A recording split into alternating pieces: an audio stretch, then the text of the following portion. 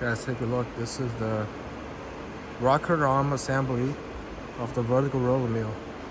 Yes, this is the upper part of the rocker arm.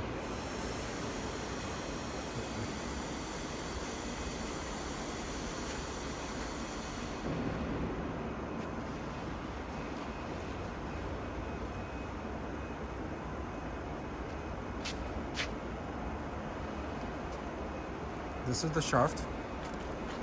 This is the bearing.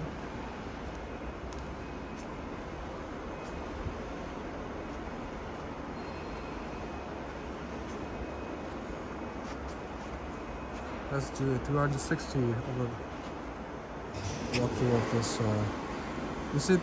This is the flange where the lower parts rocker arm will be installed. Right here.